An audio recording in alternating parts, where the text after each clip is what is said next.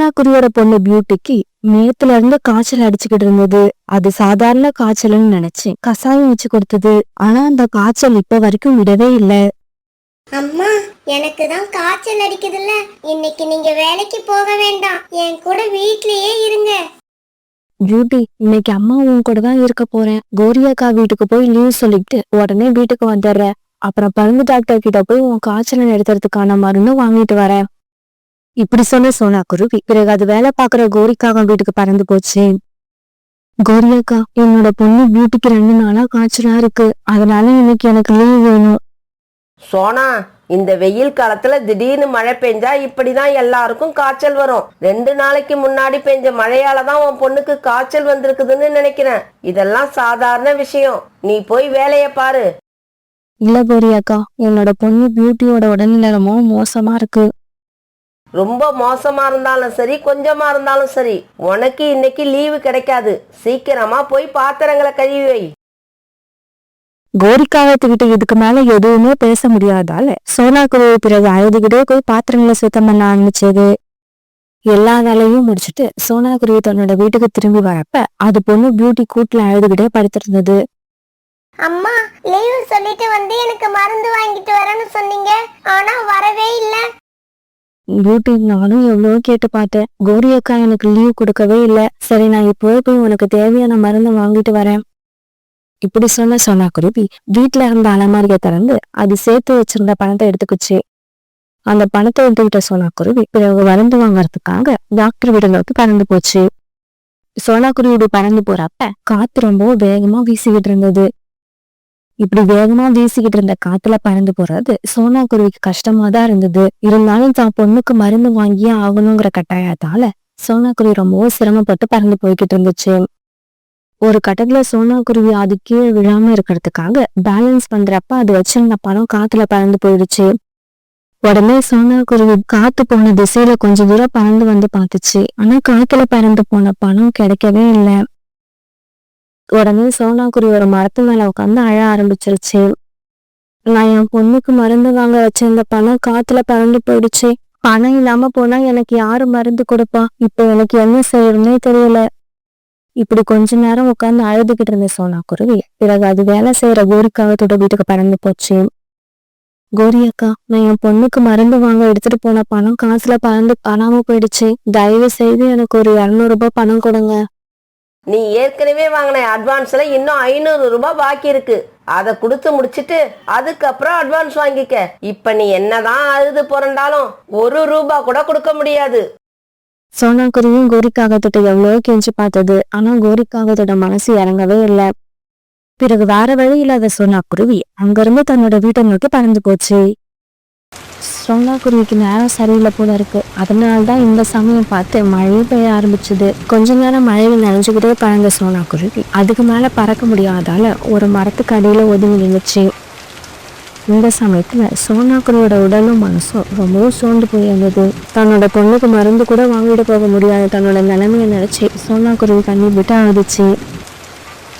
இந்த சமயத்துல வானத்துல இருந்து ஒரு அதிசய ஒளி தோன்றுச்சு. பிறகு அந்த ஒளி கொஞ்சம் கொஞ்சமா கீழே இறங்கி வந்தது. இப்படி கீழே இறங்கி வந்த அந்த ஒளி அப்படியே ஒரு தேவதையா மாறிடுச்சு. குருவி, உன்னோட வேதனையை என்னால நல்லா புரிஞ்சிக்க முடியுது. அதனாலதான் நான் உனக்கு உதவி செய்யறதுக்காக வந்திருக்கேன். தேவதையே, உனக்கு ரொம்ப நன்றி. என்னோட குழந்தைக்கு மட்டும் ஏதாவது ஆயிடுச்சுன்னா அதுக்கப்புறம் நான் உயிரோட இருக்க மாட்டேன். தயவு செய்து என்னோட குழந்தைய காப்பாத்து, என்னோட குழந்தைய காப்பாத்து. குருவி, கவலைப்படாம என் கூட வா, உன்னோட குழந்தைய நான் காப்பாத்துறேன். இப்படி சொன்ன அந்த தேவதை பிறகு சோனா குருவியை தான் கூட அழைச்சிட்டு போச்சு. இப்படி அழைச்சிட்டு போன அந்த தேவதை சோனா குருவியை ஒரு பெரிய ஆப்பிள் மரத்துக்கு அழைச்சிட்டு போச்சு. குருவி, நீ இந்த மரத்துல இருந்து ஒரு பழத்தை பறிச்சு எடுத்துக்கிட்டு போய் உன்னோட குழந்தைகிட்ட கொடு. இந்த பழத்தை சாப்பிட்ட உடனே உன் குழந்தையோட உடல்நிலை சரியா போயிடும்.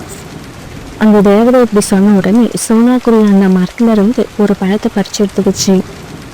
குருவி, அப்புறம் இன்னொரு விஷயம், நீ இந்த மரத்துல இருந்து நிறைய இலைகளை பறிச்சு எடுத்துக்க.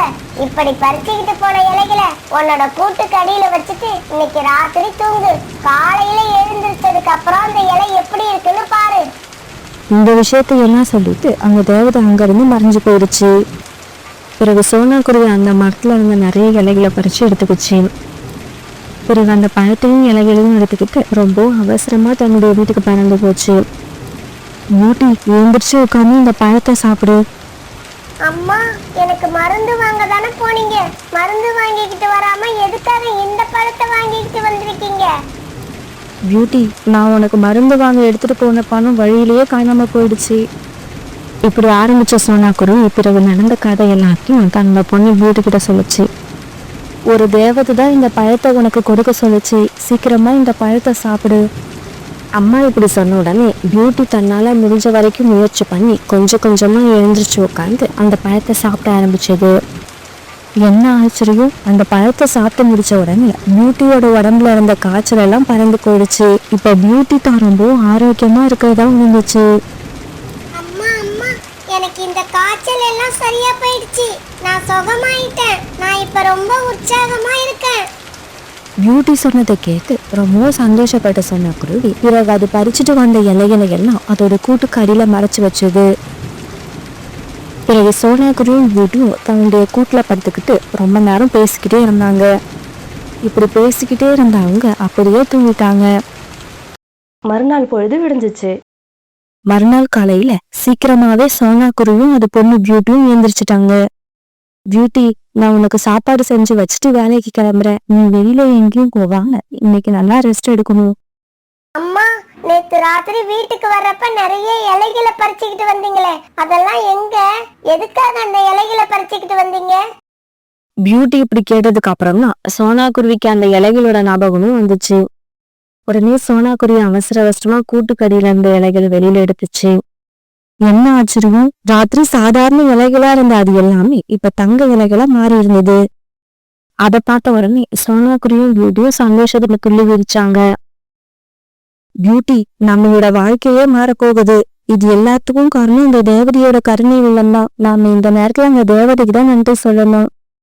அம்மா, நம்ம வாழ்க்கை மாற போகுதுன்னா இதுக்கப்புறம் நீங்க யார் வீட்லயும் போய் வேலை செய்ய வேண்டிய அவசியம் இல்ல, அப்படிதானே? ஆமா பியூட்டி, இந்த இலைகளை வித்து இதுல வர பணத்தை வச்சு நம்ம வீட்டுக்கு பின்னால இருக்கிற இடத்துல நாமளே சொந்தமா விவசாயம் பண்ண ஆரம்பிக்கலாம். பிறகு அந்த இலைகள்ல இருந்து ஒரு தங்க இலையை எடுத்துக்கிட்டு மார்க்கெட்டுக்கு போன சோனாக்குருவி அதை வித்து கை நிறைய பணத்தை எடுத்துக்கிட்டு வீட்டுக்கு திரும்பி வந்துச்சு. மத்தியானம் வரைக்கும் சோனாக்குருவி வீட்டு வேலை செய்ய வந்ததால கோரிக்காக சோனாக்குருவியை தேடி அதோட வீட்டுக்கு வந்துச்சு. சோனா, உனக்கு தான் லீவு கிடையாதுன்னு சொல்லியிருக்கனா இல்லையா? அப்புறம் எதுக்காக இன்னைக்கு வேலைக்கு வரல? உடனே வீட்டுக்கு வந்து வீட்டையும் அங்க இருக்கிற பாத்திரங்களையும் சுத்தம் பண்ணு. கோரி அக்கா, இதுக்கப்புறம் நான் உங்க வீட்டுக்கு வேலைக்கு வர மாட்டேன். ஆமா, நேத்து ராத்திரி தான் கடவுளோட கருணை பார்வை என் மேல விழுந்திருக்கு. அதனால இதுக்கப்புறம் நான் சொந்தமா விவசாயம் பண்ணலான்னு இருக்கேன். சோனாக்குருவி சொன்னதை கேட்டு கோரிக்காக அதிர்ச்சி ஆயிடுச்சு. இந்த காட்டுல உள்ள பறவைகளை என்னால புரிஞ்சிக்கவே முடியல. எல்லா பறவைகளும் வர வர சோம்பேறி ஆயிட்டாங்க. சுறுசுறுப்பா வேலை செய்யறத யாருமே விரும்புறது இல்ல. இப்படி கொஞ்ச நேரம் புலம்புன கோரிக்காக பிறகு தன்னுடைய வீட்டை நோக்கி பறந்து போயிடுச்சு. கோரிக்காக புலம்புகிட்டே பறந்து போறத பார்த்த சோனாக்குருவியும் பியூட்டியும் மனசு நட்டு சிரிக்க ஆரம்பிச்சாங்க. மேற்கு தொடர்ச்சி மலையோட அடிவாரத்துல இருந்த ஒரு அடர்த்தியான சுந்தரவன காடு அது. அந்த காட்டுல பல வகையான மிருகங்களும் நிறைய பறவைகளும் சந்தோஷமா வாழ்ந்து வந்தாங்க. அந்த காட்டுல வாழ்ந்து வந்த காணுக்காகவும் கோரிக்காகவும் ஒரு நாள் ஒரு மரக்கிளையில உட்காந்து பேசிக்கிட்டு இருந்தாங்க. அந்த காட்டுல நடக்கிற சுவாரஸ்யமான விஷயங்களை வீடியோ எடுத்து அதை சோசியல் மீடியால அப்லோட் பண்றதுதான் இவங்களோட வேலை. கழுஜி, நாமளும் காலையில இருந்து இந்த காட்டை சுத்தி சுத்தி வந்துகிட்டு இருக்கோம். நாம வீடியோ எடுக்கிற மாதிரி எந்த ஒரு இன்சிடென்ட்டும் நடக்கவே இல்லை. ஆமாங்கோரி, நம்ம வீடியோ வைரல் ஆகி 1 மாசம் ஆகுது. இப்படியே போனா நம்ம சப்ஸ்கிரைபர் எல்லாம் நம்ம சேனலை மறந்துடுவாங்க. கழுஜி, போன மாசம் நம்ம கூட்டுக்கும் பக்கத்துல குடியிருந்த பறவையோட கூடு கீழே விழுந்து அதுல இருந்த 2 குழந்தைங்க இறந்து போனதை வீடியோ எடுத்து போட்டோமே, ஞாபகம் இருக்கா? அதை எப்படி கோரி மறக்க முடியும்? அந்த வீடியோ 2 மில்லியன் வியூஸ் போச்சு. அதே மாதிரி ஒரு ஆக்சிடென்ட்டை தான் நான் எதிர்பார்த்துக்கிட்டு இருக்கேன். ஆனா நம்ம காட்டுல இப்ப எதுவுமே நடக்க மாட்டேங்குது. இவங்க இப்படி பேசிக்கிட்டு இருக்கப்ப இவங்க உட்கார்ந்துருந்த மரக்கில திடீர்னு முறிஞ்சு கீழே வந்துருச்சு. உடனே காங்கள் 2 பேரும் அந்த மரக்கிளையில இருந்து வேகமா பறந்து தப்பிச்சிட்டாங்க. இவங்க இப்படி தப்பிச்சாலும் அந்த மரத்துக்கு கீழே உட்கார்ந்து அந்த சோனாக்குருவியோட பையன் கொக்கு அந்த மரக்கிளைக்கு அடியில மாட்டிக்கிட்டான். காப்பாத்துங்க, என்ன காப்பாத்துங்க, எனக்கு ரொம்ப வலிக்குது, என்னை யாராவது காப்பாத்துங்க. கழுச்சி, அங்க பாருங்க, அந்த மரத்துக்கு அடியில சோனாவோட பையன் குக்கு மாட்டிக்கிட்டான். சீக்கிரம் வந்து வீடியோ எடுங்க. குக்கு இப்படி கத்துன உடனே அங்க வந்த காலுக்காகும் குக்கு அந்த மரக்கிளைக்கு கீழே மாட்டிக்கிட்டு இருக்காத வீடியோ எடுக்க ஆரம்பிச்சது. கோரி கோரி, அவனோட முகம் சரியா தெரிய மாட்டேங்குது. டேய் தம்பி, முடிஞ்ச வரைக்கும் முயற்சி பண்ணி உன்னோட முகத்தை கொஞ்சம் காட்டுடா. வீடியோல முகமே சரியா தெரியலையாம். காப்பாத்துங்க, என்ன காப்பாத்துங்க. ஆனா காலுக்காகவும் கோரிக்காகவும் குக்கு கத்துறத காதுல வாங்காம வீடியோ எடுக்கிறதுல ரொம்பவும் கவனமா இருந்தாங்க. பிறகு அந்த வழியா போன நிறைய பறவைகள் அங்க நடக்கிறத பார்த்துட்டு அந்த இடத்துக்கு வந்தாங்க. ஆனா அங்க வந்த எல்லாருமே கொக்கு மரக்கிளைக்கு கீழே மாட்டிக்கிட்டு இருக்காத வீடியோ எடுத்தாங்களே தவிர யாரும் அவனை காப்பாத்த முயற்சி பண்ணல. இந்த சமயத்துல வேற சில பறவைகளும் அங்க வந்தாங்க. இப்படி வந்தவங்க ரொம்பவும் கஷ்டப்பட்டு கொக்குவோட செல்ஃபி எடுத்துக்கிட்டாங்க. கொஞ்ச நேரம் கழிச்சு அந்த வழியா பறந்து போன சின்ன புள்ள கூட்டமா இருக்கிறத பார்த்துட்டு அந்த இடத்துக்கு வந்துச்சு. ஆனா சின்ன புள்ள தன்னுடைய செல்போனை வீட்லயே மறந்து வச்சுட்டு வந்துருச்சு. அடடா, இந்த சமயம் பார்த்து நான் செல்போனை வீட்டில் வச்சுட்டு வந்துட்டேனே. எல்லாரும் வீடியோ எடுத்துக்கிட்டு இருக்காங்க, ஆனா நம்மளால எடுக்க முடியல. இப்ப என்ன பண்றது? பேசாம நாம குக்குவோட அம்மா சோனா கிட்ட போய் இந்த விஷயத்த சொல்லிடுவோம். அப்பதான் இந்த பறவைகள் எல்லாம் வீடியோ எடுக்கிறத நம்மளால தடுக்க முடியும். இப்படி நினைச்ச சின்ன புள்ள உடனே சோனா குருவி வீட்டுக்கு பறந்து போச்சு. சின்ன பிள்ளை சோனா குருவி வீட்டுக்கு போய் சேர்ந்தப்ப புறாவும் சோனா குருவியும் வாசல்ல உட்காந்து பேசிக்கிட்டு இருந்தாங்க. சோனா சோனா, சீக்கிரமா நம்ம காட்டுல உள்ள வேப்ப மரத்துக்கிட்ட போ. அந்த மரத்துக்கு கீழே உக்காந்து இருந்த உன் பையன் மேல ஒரு கிளை முறிஞ்சு விழுந்துருச்சு. சீக்கிரமா போனாதான் நீ அவனை காப்பாத்தலாம். சின்ன பிள்ளை இப்படி சொன்னதும் சோனா குருவி உடனே வேப்ப மரத்தை நோக்கி பறந்து போக புறாவும் அது பின்னாலேயே போச்சு. இப்படி போன சோனா குருவியும் புறாவும் சேர்ந்து அந்த மரக்கிளைய தூக்குறதுக்கு முயற்சி பண்ணினாங்க. கழுச்சி கழுச்சி, இந்த பக்கம் வந்து வீடியோ எடுங்க. இந்த ஆங்கிள் இருந்து பார்த்தா குக்கு, சோனா, புறா எல்லாரும் நல்லா தெரியுறாங்க. உடனே காலுக்காக அந்த இடத்துக்கு போய் வீடியோ எடுக்க ஆரம்பிச்சது. கோரி, இதுக்கப்புறம் தான் இந்த வீடியோ சுவாரஸ்யமா இருக்க போகுது. ரொம்ப கஷ்டப்பட்டு முயற்சி செஞ்சதுக்கு அப்புறம் சோனா குருவியும் புறாவும் சேர்ந்து அந்த மரக்கிளைய தூக்கி வேற பக்கம் போட்டாங்க. பிறகு குக்கு தன்னோட அம்மா பக்கத்துல வந்து நின்று அழுதுகிட்டே இருந்தான். இங்க பாருங்க, என் பையன் உயிருக்கு போராடிக்கிட்டு இருக்கப்ப அவனை காப்பாத்தாம இங்க எல்லாம் வீடியோ எடுக்கிறீங்க. இன்னைக்கு என் பையன் மேல மரக்கிளை விழுந்ததால நீங்க எல்லாம் வீடியோ எடுத்துக்கிட்டு இருக்கீங்க. என் பையன் இருந்த இடத்துல உங்க குழந்தைகள் இருந்தாலும் இப்படிதான் வீடியோ எடுப்பீங்களா? இங்க பாரு சோனா, ரொம்ப கோவப்படாத. நாங்க என்ன உன்னோட பையன் மேல வேணுமுன்னே மரக்கலையை தூக்கி போட்டு அதையா வீடியோ எடுத்துக்கிட்டு இருக்கோம்? கோரி, ஏன் வெட்டித்தனமா பேசிக்கிட்டு இருக்க? சீக்கிரம் வா, வீட்டுக்கு போவோம். வீட்டுக்கு போய் இந்த வீடியோவை எடிட் பண்ணி நாம தான் முதல்ல அப்லோட் பண்ணணும். அப்பதான் நமக்கு நிறைய வியூஸ் கிடைக்கும். உடனே காலுக்காகவும் கோரிக்காகவும் அந்த இடத்த விட்டு வேகமா பறந்து போனாங்க. இத பார்த்த மற்ற பறவைகளும் வீடியோவை எடிட் பண்றதுக்காக அந்த இடத்த விட்டு பறந்து போயிட்டாங்க. அந்த சமயத்துல ஒரு வயதான பறவையோட கண்ணாடி கீழே விழுந்துடுச்சு. அதனால பார்வை தெரியாத அந்த வயதான பறவை தட்டு தடுமாறிக்கிட்டு இருந்தது. அம்மா அம்மா, இந்த பாட்டி கூட என்ன காப்பாத்த முயற்சி பண்ணாம நான் அழுதுகிட்டு இருக்கிறப்ப என்ன வீடியோ எடுத்தாங்க. உடனே புறா அந்த வயதான பறவை கிட்ட போச்சு. அம்மா, இப்ப கீழே விழுந்த உங்களோட கண்ணாடியை எடுத்து கொடுக்கவா? இல்ல நீங்க அந்த கண்ணாடியை எடுக்க தடுமாறிக்கிட்டு இருக்கிறத நானும் வீடியோ எடுக்கவா? புறா புறா, தயவு செய்து என்னோட கண்ணாடியை எடுத்து கொடு. எனக்கு ரொம்ப கஷ்டமா இருக்கு. நான் செஞ்ச தவற உணர்ந்துட்டேன். என்ன மன்னிச்சிடு. பிறகு புறா கீழே கிடந்த அந்த பறவையோட கண்ணாடியை எடுத்து கொடுத்துச்சு. பிறகு அங்க இருந்தவங்களோட முகத்தை பார்க்க வெக்கப்பட்ட அந்த பறவை அங்கிருந்து பறந்து போயிடுச்சு. இப்படியே சில நாட்கள் நகர்ந்துச்சு. அந்த காட்டுல இருந்த நதியில அளவுக்கு அதிகமான வெள்ளம் வந்தது. அதனால அந்த நதியோட இரு கரைகள்லயும் தண்ணீர் கரை புரண்டு ஓடிக்கிட்டு இருந்துச்சு. அந்த சமயத்துல ரொம்பவும் தாகமா இருந்த ஆடு ஒண்ணு அந்த நதியில வந்து தண்ணீர் குடிச்சிச்சு. இப்படி தண்ணி குடிச்சிட்டு இருந்த ஆடு கால் வழிக்கு அந்த நதியில விழுந்துடுச்சு. நதியில விழுந்த அந்த ஆட்டை நதி வெள்ளம் இழுத்துக்கிட்டே போச்சு. இப்படி போன அந்த ஆடு ஆத்துக்கும் குறுக்க இருந்த ஒரு சின்ன மரக்கிளை மேல ஏறி நின்னு தன்னை காப்பாத்த சொல்லி கத்த ஆரம்பிச்சது. இந்த சத்தத்தை கேட்டு சின்ன பிள்ளைதான் அந்த இடத்துக்கு முதல்ல வந்து சேர்ந்துச்சு. இந்த தடவை சின்ன பிள்ளை தன்னோட மொபைலை எடுத்துக்கிட்டு வந்ததால உடனே வீடியோ எடுக்க ஆரம்பிச்சது. பிறகு இந்த விஷயம் தெரிஞ்ச எல்லா பறவைகளும் அந்த இடத்துக்கு வர ஆரம்பிச்சாங்க. இப்படி வந்த எல்லா பறவைகளும் ஆடு தன்னோட உயிருக்கு போராடிக்கிட்டு இருக்கிறத வீடியோ எடுக்க ஆரம்பிச்சாங்க. கழுஜி, போன வீடியோவை விட இந்த வீடியோ நல்ல இன்ட்ரெஸ்டிங்கா இருக்கும். ஏன்னா இந்த ஆடு உயிர் தப்புமா இல்ல ஆத்தோட போகுமான்றது நமக்கே சஸ்பென்ஸா இருக்கிறப்ப இத பாக்குற ஆடியன்ஸுக்கு எப்படி இருக்கும்? இவ்வளவு பேர் தன்னை சுத்தி இருக்கும்போது யாராவது நம்மளை காப்பாத்த மாட்டாங்களான்னு நினைச்ச ஆடு அழுதுகிட்டே இருந்தது. கொஞ்ச நேரத்துல அந்த நதியோட வெள்ளம் ரொம்ப அதிகமா இருந்தால அந்த மரத்துல கொஞ்சம் கொஞ்சமா நகர ஆரம்பிச்சது.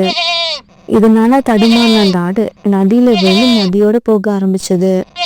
கொஞ்ச நேரத்துல நதி தண்ணீர்ல மூழ்கி அந்த ஆடு தன்னோட உயிரை விட்டுடுச்சு. ஆனா அங்க இருந்து வீடியோ எடுத்துக்கிட்டு இருந்த எல்லா பறவைகளும் அவங்க எடுத்த வீடியோக்களை பத்தி ரொம்பவும் சுவாரஸ்யமா பேசிக்கிட்டு இருந்தாங்க. கிளைமாக்ஸ் இப்படி ஆகும்னு நான் நினைக்கவே இல்லை. ஆமா, நான் கூட யாராவது வந்து காப்பாத்திடுவாங்கன்னு நினைச்சேன். நல்ல வேளை யாரும் வரல. இந்த சமயத்துல ஆடு ஒண்ணு நதியில உயிருக்கு போராடிட்டு இருக்கத பத்தி கேள்விப்பட்ட சோனா குருவியும் புறாவும் அந்த இடத்துக்கு வேகமா பறந்து வந்தாங்க. ஆனா அவங்க அங்க வந்தப்ப காலுக்காகவும் கோரிக்காக மட்டும்தான் அங்க இருந்தாங்க. காலண்ணா, இந்த நதியில ஒரு ஆடு உயிருக்கு போராடிக்கிட்டு இருக்கதா கேள்விப்பட்டேன். அந்த ஆடு இப்ப எங்க? சோனா, அந்த ஆடு தண்ணிக்குள்ள மூழ்கி போய் 1/4 மணி நேரம் ஆகுது. நீங்க 2 பேரும் டூ லேட். சோனா, வேணும்னா அந்த ஆடு ஆத்துல முழுகிற வீடியோ இருக்கு, போட்டு காமிக்கிறேன், பாக்குறியா? காங்கல் இப்படி பேசினதை கேட்ட புறாவுக்கு ரொம்பவும் கோபம் வந்துருச்சு. காகங்களே, உங்களுக்கு ஒரு விஷயம் தெரியுமா? இன்னைக்கு மத்தவங்களுக்கு என்ன நடக்குதோ அதே தான் நாளைக்கு உங்களுக்கு நடக்க போகுது. இருந்தாலும் அந்த காட்டுல இருந்த பறவைகள் யாரும் தங்களுடைய மனசை மாத்திக்கவே இல்லை. பழையபடி ஆபத்துல இருக்க பறவைகளை வீடியோ எடுத்து போட்டு அதனால வர மில்லியன் கணக்கான வியூஸை பார்த்து சந்தோஷப்பட்டாங்க. ஒரு நாள் காலுக்காகவும் கோரிக்காகவும் தங்களோட வீட்டு வாசல்ல உட்காந்து பேசிக்கிட்டு இருந்தாங்க. இந்த சமயத்துல பக்கத்து காட்டுல இருந்து ஒரு பறவை வந்துச்சு. இங்க பாருங்க, காலுக்காகவும் கோரிக்காகங்கிறது நீங்க தானே? ஆமா, நாங்க தான். உங்களுக்கு என்ன வேணும்? நான் வர்ற வழியில ஒரு நதியில சின்ன பறவை ஒண்ணு தவறி விழுந்து ரொம்ப நேரம் போராடிக்கிட்டு இருந்துச்சு. அப்புறம் அது அந்த தண்ணீர்ல முழுகி அப்படியே இறந்து போயிடுச்சு. அதை நான் அப்படியே வீடியோ எடுத்து இருக்கேன். இப்படி எடுத்த வீடியோக்களை நீங்க நல்ல விலைக்கு வாங்கிப்பீங்கன்னு கேள்விப்பட்டேன். அதனாலதான் உங்ககிட்ட வந்தேன். வீடியோ நல்லா இருந்தா நாங்க விலை கொடுத்து வாங்கிக்கிறது உண்மைதான். இருந்தாலும் நீங்க உங்க வீடியோவை கொடுங்க, அதை பார்த்துட்டு தான் நாங்க விலையை முடிவு பண்ணுவோம். காங்கல் இப்படி சொன்ன உடனே அந்த பறவை அதோட மொபைல் போன்ல அந்த வீடியோவை ஆன் பண்ணி காமிச்சது. காப்பாத்துங்க, என்ன காப்பாத்துங்க, யாராவது என்ன காப்பாத்துங்க. இப்படி கொஞ்ச நேரம் கத்திக்கிட்டே இருந்த ஜக்கு பிறகு அப்படியே நதியில மூழ்கி செத்து போயிட்டான். இத பார்த்த காங்கல் 2 பேரும் கண்ணீர் விட்டு அழ ஆரம்பிச்சாங்க. அடப்பாவிகளா, என்னோட மகன் உயிருக்கு போராடிக்கிட்டு இருக்கான். ஆனா அவனை காப்பாத்தாம இப்படி வீடியோ எடுத்திருக்கீங்களே, நீங்க எல்லாம் நல்லாவே இருக்க மாட்டீங்க, அழிஞ்சு போயிடுவீங்க. ஓஹோ, இந்த வீடியோவுல தண்ணீர்ல முழுகி இறந்து போனது உங்களோட பையனா? அதனாலதான் இவ்வளவு கோபம் வருது. அப்படின்னா நீங்க இந்த வீடியோவுக்கு நல்ல விலை கொடுக்க மாட்டீங்க. நான் வேற யாரையாவது பார்த்து வித்துக்கிறேன். இப்படி சொன்ன அந்த பறவை தன்னோட மொபைலை வாங்கிட்டு அங்கிருந்து பறந்து போயிடுச்சு. கோரி, அடுத்தவங்க துன்பத்தை வீடியோ எடுத்து நாம இவ்வளவு நாள் பணம் சம்பாதிச்சோம். இப்ப நம்மளோட துன்பத்தை அடுத்தவங்க வீடியோ எடுக்கும்போது மனசுக்கு ரொம்ப கஷ்டமா இருக்கு.